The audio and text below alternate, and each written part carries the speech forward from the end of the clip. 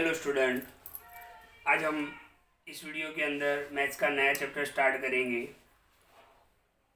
Chapter number 4 quadratic equation. Okay, ध्यान से देखो, बहुत ही इंपॉर्टेंट चैप्टर है और बहुत ही इजी चैप्टर है। Okay, chapter number 4 quadratic equation. अच्छा, हमने चैप्टर नंबर 2 में पढ़ा था पोलिनोमियल्स में क्वाड्रेटिक पोलिनोमियल। क्या पढ़ा था? Quadratic polynomial. Okay, quadratic polynomial किसको बोलते हैं हम? कि जिस अलजेब्रिक एक्सप्रेशन के अंदर हाईएस्ट पावर 2 हो। जैसे मैं आपको बताऊं, 2x² प्लस 5x प्लस 6। आप ध्यान से देखो, इसमें वेरिएबल कौन सा है? x वेरिएबल है। कौन सा वेरिएबल है? x variable. ओके, तो ध्यान से देखो, यहाँ पर x का पावर कितना है? 1। यहाँ पर x का पावर कितना है? 2। तो जिसको हम डिग्री भी बोलते हैं, हाईएस्ट पावर का मतलब क्या होता है? डिग्री भी होता है। तो जिस अलजेब्रिक एक्सप्रेशन के अंदर हाईएस्ट पावर 2 हो, उसको हम क्या बोलते हैं? क्वाड्रेटिक पोलिनोमियल बोलते हैं। क्या बोलते हैं? Quadratic polynomial. हमने देखा था पोलिनोमियल में linear polynomial, quadratic polynomial and cubic polynomial. Linear में क्या था? जैसे 2x प्लस 4, वेरिएबल का हाईएस्ट पावर कितना होना चाहिए? 1, तो उसको हम लीनियर पोलिनोमियल बोलेंगे। हाईएस्ट पावर 1 तो लीनियर पोलिनोमियल। फिर ये एग्जांपल किसका है? क्वाड्रेटिक पोलिनोमियल का। और क्यूबिक का क्या था? जैसे 2x³ plus 5x² plus 6x plus 7, जिसके अंदर हाईएस्ट पावर कितना हो? 3 हो, उसको हम क्या बोलते थे? Cubic polynomial. बट देखो, ये तो मैंने आपको जरा चैप्टर नंबर 2 बता दिया, बट यहाँ पर बात है क्वाड्रेटिक इक्वेशन की। हमने सीखा है क्वाड्रेटिक पोलिनोमियल। हमने क्या सीखा है चैप्टर 2 में? Quadratic polynomial. बट यहाँ पर चैप्टर का नाम क्या है? Quadratic equation. तो क्वाड्रेटिक पोलिनोमियल और क्वाड्रेटिक इक्वेशन में क्या फर्क है? तो ध्यान से देखो, इक्वेशन किसको बोलते हैं हम? कि अगर मैं इसी के अंदर इज इक्वल टू 0 लगा लूँ, देखो ये क्वाड्रेटिक पोलिनोमियल है, राइट। अगर मैं इज इक्वल टू 0 लगा लेता हूँ तो फिर क्वाड्रेटिक इक्वेशन हो जाएगा। क्या हो जाएगा? क्वाड्रेटिक इक्वेशन हो जाएगा। ओके, तो क्वाड्रेटिक इक्वेशन का स्टैंडर्ड फॉर्म क्या है? ax² plus bx plus c, ये इसका स्टैंडर्ड फॉर्म है। यानी और इज इक्वल टू 0 लगाएंगे, क्यों? क्योंकि क्वाड्रेटिक इक्वेशन है। अच्छा, इसमें a is not is equal to 0, a 0 नहीं होना चाहिए। क्यों? क्योंकि देखो, अगर a की वैल्यू 0 होगी तो देखो, मैं a की जगह पर 0 रख रहा हूँ। 0 into x² plus bx plus c is equal to 0। 0 into x² कितना हो जाएगा? 0। ये तो पूरा टर्म 0 हो जाएगा, यानी आपके पास क्या रहेगा? bx plus c। और इसमें तो x का हाईएस्ट पावर 1 हो गया, तो ये तो लीनियर इक्वेशन हो गया। ओके, इसलिए a 0 नहीं हो सकता है, क्योंकि a 0 हो गया तो ये पूरा टर्म 0 हो जाएगा। ओके, तो ध्यान से देखो, ये इसका स्टैंडर्ड फॉर्म है। ये इसका क्या है? Standard form. कोई अगर आपको पूछता है कि क्वाड्रेटिक इक्वेशन का स्टैंडर्ड फॉर्म क्या है, तो ax² plus bx plus c is equal to 0 where a is not is equal to 0। a 0 नहीं हो सकता है। ओके, b 0 हो सकता है, c 0 हो सकता है, लेकिन a 0 नहीं हो सकता है। अच्छा, उसके क्वाड्रेटिक इक्वेशन के कुछ एग्जांपल देखते हैं हम। देखो, 4x² minus 8x plus 7 is equal to 0। क्या ये क्वाड्रेटिक इक्वेशन है? तो डेफिनेटली है, क्योंकि आपको क्या चेक करना है कि जो आपको दिया हुआ है उसमें वेरिएबल का हाईएस्ट पावर 2 होना चाहिए। क्या होना चाहिए? वेरिएबल का हाईएस्ट पावर 2 होना चाहिए। यहाँ पर तो 1 है, यहाँ पर 2 है, तो ये क्वाड्रेटिक इक्वेशन है। चलो, 2x² plus 8 is equal to 0। Okay, तो ध्यान से देखो, यहाँ पर क्या ये क्वाड्रेटिक इक्वेशन है? तो डेफिनेटली है। अब बहुत सारे स्टूडेंट ये समझते हैं कि क्वाड्रेटिक इक्वेशन में 3 टर्म तो होने ही चाहिए। ऐसा नहीं, स्क्वायर वाला टर्म होना चाहिए। ओके, क्या होना चाहिए? स्क्वायर वाला टर्म होना चाहिए। एक्चुअली क्वाड्रेटिक इक्वेशन का अगर डेफिनेशन बोला जाए तो वो यही होगा कि ऐसा इक्वेशन जिसके अंदर एटलीस्ट 1 टर्म, कम से कम एक टर्म क्या होना चाहिए? स्क्वायर वाला होना चाहिए। तो देखो, यहाँ पर 2 टर्म है, उससे हमें कोई मतलब नहीं है। स्क्वायर वाला टर्म है तो है, यानी ये क्वाड्रेटिक इक्वेशन है। एक और एग्जांपल बताऊं मैं आपको। जैसे मान लो 7x² इज इक्वल टू 0। क्या ये क्वाड्रेटिक इक्वेशन है? तो डेफिनेटली है। क्यों? क्योंकि ऐसा इक्वेशन, देखो इक्वेशन कब बोलते हैं? जब इज इक्वल टू 0 लगता है। इक्वेशन हम कब बोलते हैं, जब इज इक्वल टू जीरो लगता है।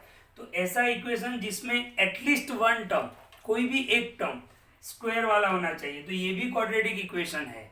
ओके, तो ये भी क्वाड्रेटिक इक्वेशन, देखो इसमें तीन टर्म है। ओके, मैंने पहले ही बताया कि टर्म तीन होने जरूरी नहीं है, थ्री टर्म होने जरूरी नहीं है, कि आपके पास जितने भी टर्म है उसमें एक टर्म स्क्वायर वाला होना चाहिए। ओके, तो देखो ये क्वाड्रेटिक इक्वेशन है, ये भी क्वाड्रेटिक इक्वेशन है, ये भी क्वाड्रेटिक इक्वेशन है, क्योंकि इसमें भी स्क्वायर वाला टर्म ये है, इसमें भी स्क्वायर वाला टर्म ये है, और इसमें भी स्क्वायर वाला टर्म ये है। तो इसको हम क्या बोलेंगे, क्वाड्रेटिक इक्वेशन। अब हमें इस चैप्टर में क्या करना है, तो इस चैप्टर में हमें करना है कि क्वाड्रेटिक इक्वेशन को हमें सॉल्व करना है। ओके, क्वाड्रेटिक इक्वेशन को हमें क्या करना है, सॉल्व करना है। तो इसकी अलग अलग मेथड है। कौन कौन सी मेथड है मैं आपको बताऊं। क्वाड्रेटिक इक्वेशन को आप सॉल्व करो, कितनी मेथड से करना है, तो इसके अंदर हमें तीन मेथड सीखनी है। एक तो फैक्टराइजेशन मेथड सीखना है। ओके, फैक्टराइजेशन मेथड हमें सीखना है। Number 2 completing square method, completing square method. फिर हमें तीसरा सीखना है क्वाड्रेटिक फॉर्मूला यूज करना है डिस्क्रिमिनेंट का, आगे देखेंगे हम डिस्क्रिमिनेंट। Okay, discriminant. ओके, तो ये तीन मेथड हमें इस चैप्टर में सीखनी है। ध्यान से देखो, factorisation method, okay, completing square method and discriminant method. और आपको इस चैप्टर के अंदर वर्ड प्रॉब्लम दिए हुए हैं। ओके, कि आपको इक्वेशन पहले खुद बनाना है, फिर इसको सॉल्व करना है। जैसे हमने चैप्टर नंबर 3 के अंदर देखा था कि इक्वेशन भी आप खुद बनाओ और फिर उसको सॉल्व करो। तो क्वाड्रेटिक इक्वेशन को हमें सॉल्व करना है।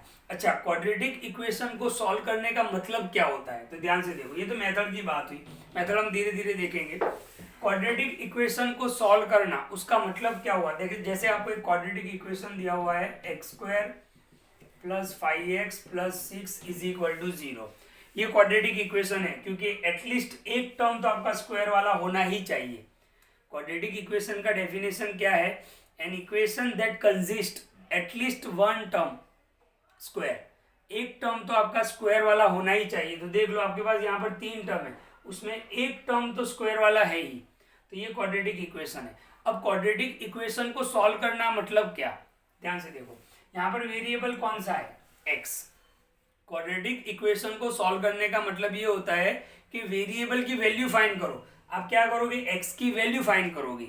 ओके, इसको हम फैक्टराइजेशन मेथड से सॉल्व करते हैं। तो कैसे सॉल्व करते हैं, मिडल टर्म स्प्लिटिंग मेथड। आपको याद होगा, मैंने आपको चैप्टर नंबर 2 में भी समझाया था, middle term splitting method. Middle term को स्प्लिट करना है। देखो x² का कोफिशिएंट कितना है, 1, तो 1 6 के ऐसे फैक्टर करोगे, आपको कितना लाना है, 5 लाना है। तो 3 2 ओके, 3 2 6 भी हो जाएगा, 3 + 2 5 भी हो जाएगा। अच्छा, यहाँ पर पॉजिटिव है तो ये पॉजिटिव हो जाएगा। तो आप कैसे लिखोगे, x² 3x की जगह 5x की जगह पर आप क्या लिखोगे, 3x + 2x। ओके, देख लो, आपने फैक्टर क्या निकाले, 3 और 2, तो 3x + 2x और ये 6 = 0। आपके पास 4 टर्म हो गए। अब दो टर्म का आप पेयर बना लो, फिर यहाँ से x कॉमन निकलेगा, तो अंदर क्या रहेगा, x + 3। फिर यहाँ से कॉमन क्या निकलेगा, तो 2 कॉमन निकलेगा, तो अंदर क्या रहेगा, x + 3। ये दोनों ब्रैकेट आपके सेम होने चाहिए। जब आप कॉमन निकालते हो तो ये दोनों ब्रैकेट आपके सेम रहने चाहिए। तो हम क्या करेंगे, x + 3 सिंगल टाइम और x + 2 = 0। अब हम क्या करेंगे, ध्यान से देखो, x + 3 = भी 0 and x + 2 = 0। ओके, तो क्या होगा, +3 उस साइड जाएगा तो -3 हो जाएगा, +2 भी उस साइड जाएगा यानी -2। तो आप देख सकते हो कि आपको किसकी वैल्यू मिली, x की वैल्यू मिली। x क्या है, वेरिएबल था। तो क्वाड्रेटिक इक्वेशन को आप जब भी सॉल्व करोगे तो आपको दो वैल्यू मिलेगी। क्वाड्रेटिक इक्वेशन को आप जब भी सॉल्व करोगे आपको दो वैल्यू मिलेगी। मतलब यहाँ पर x है तो x की दो वैल्यू मिलेगी। अगर यहाँ पे वेरिएबल y होता तो y की दो वैल्यू मिलेगी। अगर वेरिएबल m होता तो m की दो वैल्यू मिलेगी। ओके, तो इसको बोलते हैं क्वाड्रेटिक इक्वेशन को सॉल्व करना। ओके, तो क्वाड्रेटिक इक्वेशन को सॉल्व करना मतलब क्या होता है कि वैल्यू मिलना, किसकी, वेरिएबल की वैल्यू मिलना। तो ये मैंने आपको फैक्टराइजेशन मेथड से बताया, वो हम आगे डीप में भी देखेंगे। इसमें अलग अलग मेथड है, एक तो फैक्टराइजेशन मेथड है, कंप्लीटिंग स्क्वायर मेथड है, डिस्क्रिमिनेंट मेथड है, ओके। फिर नेचर ऑफ रूट के बारे में भी हमें समझना है कि जो, अच्छा इसको रूट्स भी बोलेंगे हम, इसको रूट्स भी बोलेंगे, जो वैल्यू हमें मिलती है उसको हम रूट भी बोलेंगे। तो क्वाड्रेटिक इक्वेशन के हमेशा आपको दो वैल्यू मिलेगी, मतलब दो रूट मिलेंगे। क्या मिलेंगे? दो रूट मिलेंगे। अब उसमें नेचर ऑफ रूट भी आता है, आगे हम डिस्कस करेंगे। फिर वर्ड प्रॉब्लम भी आता है, लेकिन ये इंट्रोडक्शन का वीडियो है, ओके। तो ध्यान से इस वीडियो को देखें और क्लियर करें। और हमारा जो यूट्यूब चैनल है, ओके, एक्सीलेंट एजुकेशन, उसको भी लाइक करें, शेयर करें, सब्सक्राइब करें, ओके। आपको धीरे धीरे सारे वीडियो मैं अपलोड करूंगा, वो मिलते जाएंगे, ओके। और आपका कोई क्वेश्चन हो, कोई डाउट हो तो आप मुझे मैसेज भी कर सकते हो। तो इस वीडियो को बिल्कुल ध्यान से देखिए, ये है चैप्टर नंबर 4 क्वाड्रेटिक इक्वेशन का इंट्रोडक्शन पार्ट। नेक्स्ट वीडियो के अंदर हम एक्सरसाइज भी स्टार्ट करेंगे और एग्जाम्पल भी देखेंगे, ओके। Thank you.